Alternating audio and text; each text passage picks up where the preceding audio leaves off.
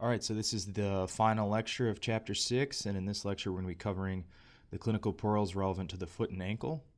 All right, so first, ankle sprain, very common, and this is a twisting or a rolling injury. This is not a fracture. It's simply just when someone rolls their ankle, if they're playing basketball, soccer, any type of physical activity. Even some people, it even happens, unfortunately, when they're just kind of walking and they lose their footing. And it results in a stressed or a torn ligaments at the ankle joint. It doesn't have to be torn. It's as long as it's really strained and inflamed. And so, but it can be torn as well. So most common type is when the ankle experiences excessive inversion. So the foot pointing in medially, the sole of the foot pointing in medially. And this sprains the lateral ligaments. So it's going to tense those lateral ligaments because remember those lateral ligaments, they prevent excessive inversion. So this is a lateral view of the ankle.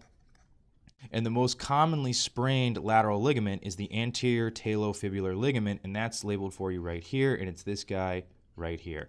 Talofibular meaning it goes from the talus to the fibula, and this, again, prevents excessive inversion. So excessive inversion can strain or even tear this ligament and then cause a lot of inflammation, and that's what causes significant pain. So a less common type involves excessive eversion of the ankle, which sprains the medial ligaments. So excessive inversion sprains the lateral ligaments. Excessive eversion sprains the medial ligaments. And this is a medial view of the ankle right here. And the most commonly sprained medial ligament is the deltoid ligament. And that's this ligament right here coming in like this.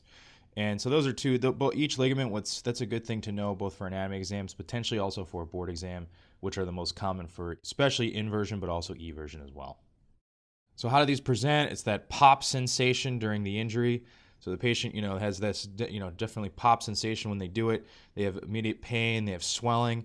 They might even be unable to bear weight. This is, you'll see athletes, they'll do this and then their teammates going to have to help lift them off the floor and, get them to the bench. And then, so on physical exam, they're going to have, signs of significant inflammation. So they're going to have edema, ecchymoses, potentially pain on palpation. Treatment is you rest it, you give activity modification, NSAIDs to kind of decrease the inflammation and help with the pain. And if it's really bad, you can have them do some physical therapy to help get it stronger. Tarsal tunnel syndrome. So in many areas in the body, especially in the extremities, there's these tunnels form where arteries and nerves travel through and even tendons. So it's an anatomic tunnel, and it's formed posterior to the medial malleolus by the tibia and the flexor retinaculum. So let's take a look at this here. So this is a medial view. And so here's those, Tom, Dick, and Harry tendons coming down, tibialis posterior, flexor digitorum longus, and then flexor hallucis longus. Here's those tendons coming in here. Here's the medial malleolus right here of the tibia. And then here's that flexor retinaculum, which is that, band of connective tissue that encloses this area. And so this area right here that I have marked, this area is the tarsal tunnel, okay? So that's the tarsal tunnel. And remember, the tibial nerve and artery travel through here as well. So what's important to know is that this is kind of analogous to carpal tunnel syndrome or cubital tunnel syndrome in the upper extremity. Again, it's a tunnel where there's a nerve traveling through and then there's compression. So it's a compression of the tibial nerve within this tunnel. So something happens. There's either like a mass lesion, like a cyst or inflammation or something, or these tendons get overused and inflamed. And, there's something in here, or, like I said, a cyst that compresses on the nerve. And so what happens here is it's, very similar to carpal tunnel where you can have some pain, some numbness, tingling around the ankle and some swelling. And so the way you would test for that on physical exam is it's going to have some pain to palpation over the tarsal tunnel and potentially also a positive Tinel's test. Remember, you do Tinel's for carpal tunnel. It's the same, or cubital tunnel. It's the same thing. You're just tapping in this region here. And if you tap on this, if they have it, it'll irritate the nerve and reproduce their symptoms. And so that's a positive Tinel's test. And so again, this is like carpal tunnel. This is good to remember here as well. Also for cubital tunnel syndrome as well, because it's something that they could put in a board exam question stem, and you want to know what it means. How do you diagnose this? Like other nerve entrapment syndromes, you confirm it with an EMG. Treatment, you can give some NSAIDs to help calm the inflammation down. Corticosteroid injection, again, to help calm the inflammation down. If it's really bad or if they don't respond to these therapies, then you can do a small operation and come in here and cut this flexor retinaculum and release it. And so then you can release the pressure off the nerve. Achilles tendonitis. So there's Achilles tendonitis and then there's Achilles tendon rupture, and you want to know the difference. So Achilles tendonitis is much more common. This is, inflammation at or just above the tendon insertion point on the calcaneus. So here's your calcaneus right here, okay? that large bone that forms your heel. And then you have the Achilles tendon, which is coming in here. Here's a posterior view as well. Here's your calcaneus. Here's the tendon coming in. Remember, this is, the combined tendon of the soleus and the gastrocnemius, and then the plantaris as well. And so the presentation is going to be heel pain that is worse with push-off. Now remember, these are plantar flexor muscles, so it makes sense. This tendon is what helps you plantar flex or step off. And so it makes sense that if it's irritated when you do that, you're going to irritate the tendon even more, and that's going to cause you pain. It's going to be tender to palpation in this region right here. So when you palpate on here on exam, it's going to reproduce their pain. They're going to have a negative Thompson test. This is how you distinguish it versus tendon rupture. This is a one on exam. And so Thompson test is where you have the patient lay face down on the exam table, and you have their legs extended all the way out, and so they're laying prone. And what you do is you have their feet kind of hanging off the end of the exam table. And so what you'll do is you'll squeeze their calf muscles. And so when you squeeze the calf muscles, you're going to squeeze like this on exam, and that's going to, cause the muscles to contract. And so what that's, muscles contract, they pull. So this tendon's going to pull up and will plantar flex their ankle. And so negative Thompson's test is where if you do that and they're still able to you are able to plantar, you manually are able to plantar flex their ankle, then that's a negative Thompson test. A positive Thompson test is where if you do that maneuver and the ankle doesn't plantar flex, that's more indication of rupture. So that's a big way you can tell the difference. So for tendonitis, this is, conservative treatment. You'd rest it, give them NSAIDs, some stretching exercises. Hopefully that'll help them out. All right, now versus rupture. Now this is an acute tear. This is usually, often in athletes will experience this. And it's most often due to, like I said, sports injury. And it commonly occurs with sudden forceful plantar flexion or violent dorsiflexion of the plantar flex foot. So either really sudden forceful plantar flexion, someone really, jumping, running, something like that. Or if they have their foot in the plantar flex position, and then they violently get it dorsiflex, in football they get tackled or something like that, or a fall, that can also rupture it as well. Presentation, they're going to have a pop sensation during the injury, significant heel pain with weakness and difficulty walking. Now remember, this is what's responsible for helping you do that step off, your initial portion of your gait. And so if this is ruptured, you're going to have a really hard time plantar flexing. And so what's going to happen on exam is they're going to have a palpable gap here where where you would normally feel, because if you feel it on yourself, you can feel that tendon coming into the back of the posterior aspect of calcaneus. You're going to feel that gap in a rupture. It's not going to be there. And so they're going to have very weak plantar flexion on exam, and then they're going to have a positive Thompson test like we talked about. Because if this is ruptured, if you squeeze and you contract it, if this is severed, nothing's going to pull it up this way. So treatment, you do some casting, or you can even do surgical repair if it's really bad. So you can, they can go in, bring the tendon back down, and then suture it, and even suture it back into the calcaneus. So arthritis, we'll just briefly mention this. This is not terribly high yield for a board exam. We just want to be thorough here. It can affect any joint, as you know, and then any joint in the foot and ankle region. So it can affect the ankle joint, the subtalar joint, the mid-tarsal, midfoot. And the causes are usually in the foot and ankle, it's usually previous trauma. So if they've had like an ankle fracture, or if they've fractured one of the bones in their foot. Primary osteoarthritis, again, that can, they can just develop it as part of old age and wear and tear. But this is much less common than you see in the hip or the knee region. And then also inflammatory disorders and osteonecrosis can also result in arthritis in the foot and ankle region. Presentation, it's going to be very similar to, other types of arthritis in other regions. You're going to have pain, especially with weight bearing. Physical exam, they're going to have pain on palpation, loss of range of motion because these joints are really inflamed, and then potentially even joint deformity if it's really bad arthritis, been going on for a while. Again, like other parts of arthritis, you're going to diagnose this with an x-ray. Treatment, you're going to have NSAIDs to help calm the inflammation down, maybe activity modification, give them some orthotics, or potentially surgery where you have to do a fusion or even an arthroplasty. They can do ankle arthroplasty. And so that's, worst case scenario if it's really bad. All right, so gout.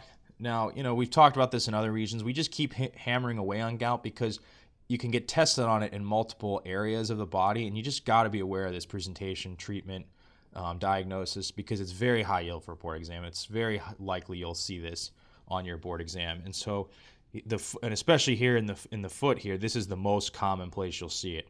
And so it occurs due to a defect in purine metabolism, like we talked about, results in high serum levels of uric acid.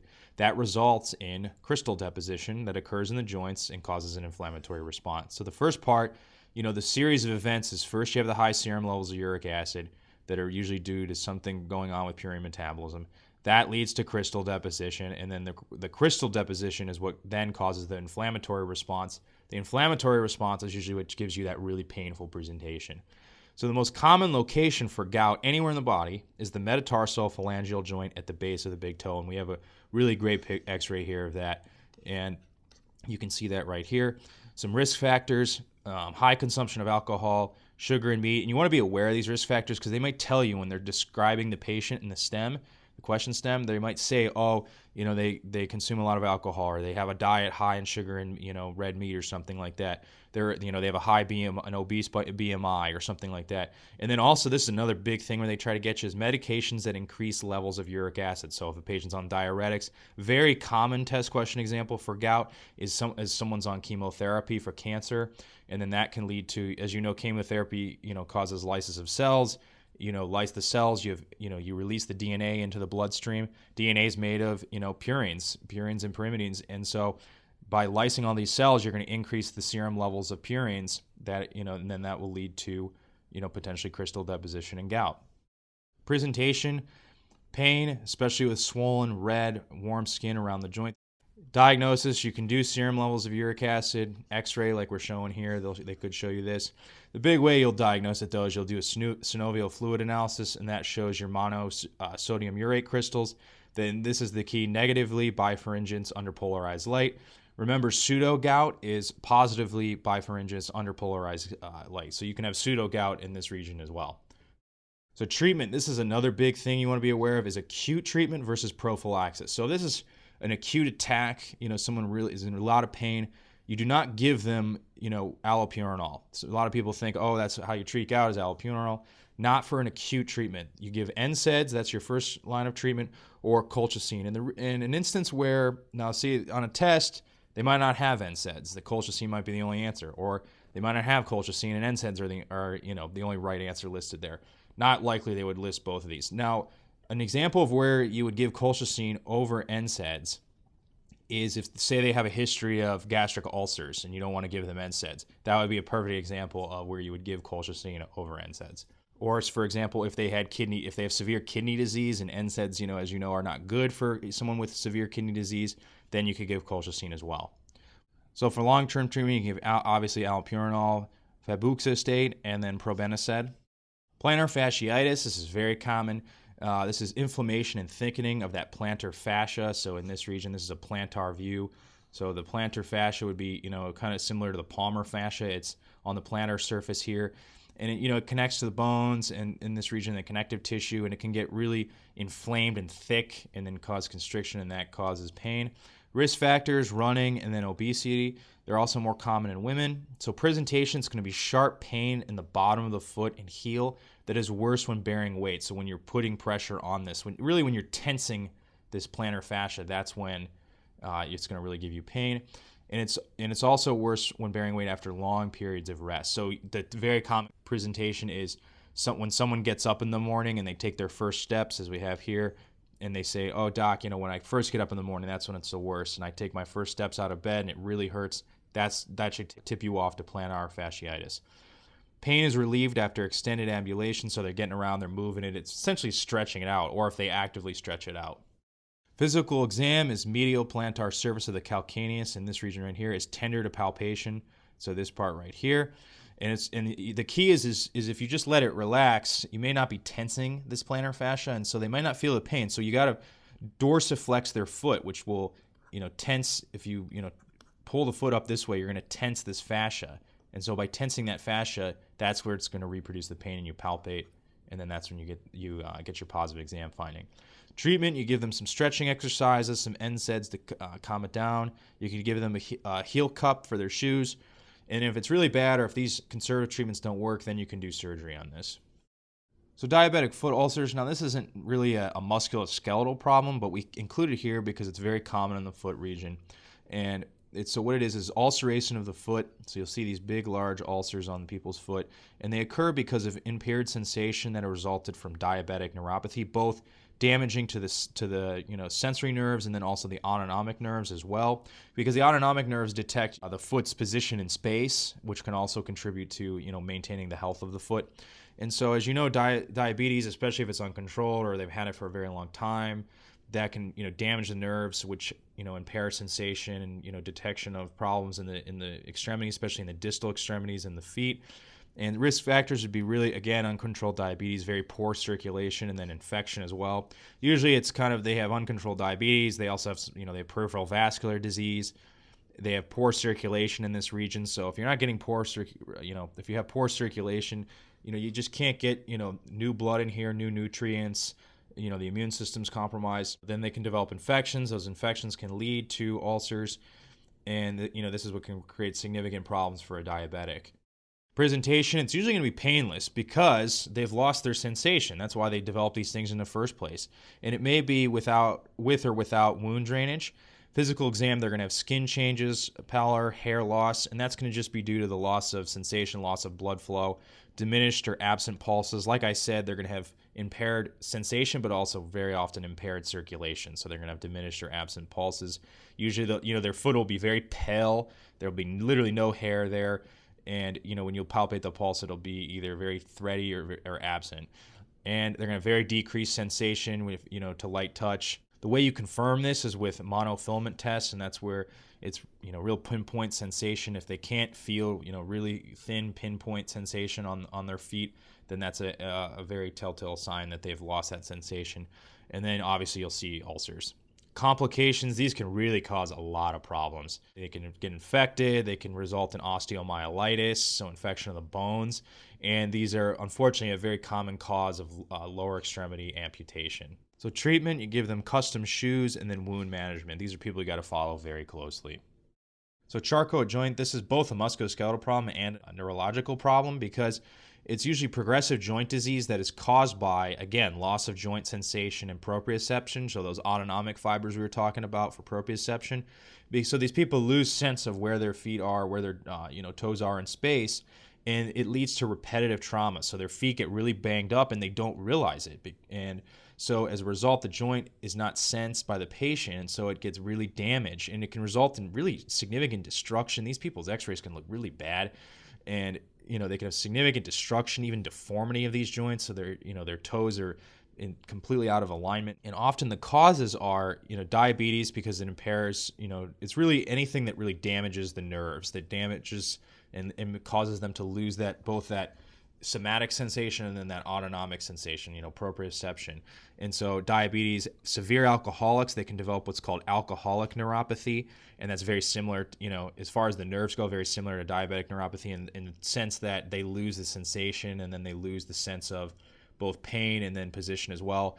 Unfortunately, cerebral palsy patients can develop this because of their neurological impairment, and then spinal cord injuries, because if they've lost the ability to receive any neural inputs from this region, unfortunately, a spinal cord injury patient can develop these as well.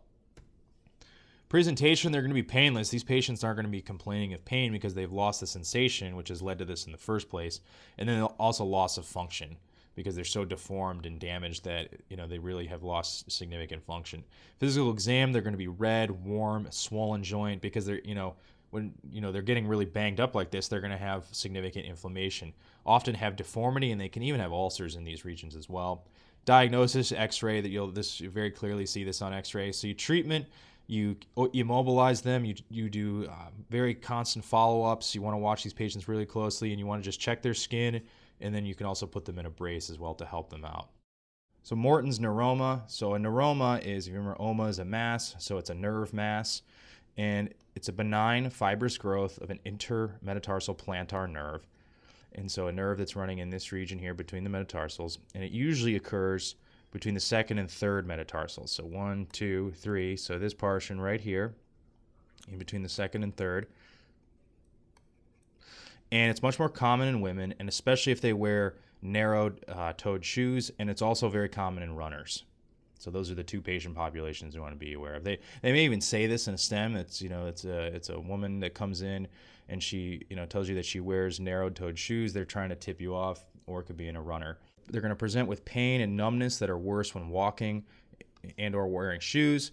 And, this may be another point where they say, oh, it's exacerbated by narrow-toed shoes in a woman. And so the physical exam, it's going to be a clicking sensation when you simultaneously palpate the space between these metatarsal heads and then squeezing the metatarsal joints. So by simultaneously doing that and then they get a clicking sensation, that can tip you off to Morton's neuroma. And this is something that will actually, we put this in there because this is something you could see in a question SEM. Diagnosis, you can do an x-ray or an ultrasound. And then treatment, you do orthotic or wide-toed shoes. It's really painful. You can put a corticosteroid injection in here to calm down the inflammation, or if it's really causing pain or limited function, then you can do surgery, or if it doesn't respond to these conservative therapies. Hallux valgus. So this is a deformity consisting of lateral deviation and pronation of the big toe, the hallux. That's where you get hallux, with varus possession of the first metatarsal bone. So what happens here is, if we look, this is looking at the right foot superiorly. So this is medial, this is lateral. So here's your first metatarsal, right? And so first metatarsal is actually going to deviate out this way, okay?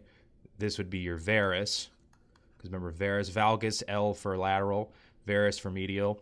So the metatarsal is going to come out this way. And then what happens here is that the rest of the big toe, the phalanges, are going to point out this way more laterally. So this would be your valgus, okay?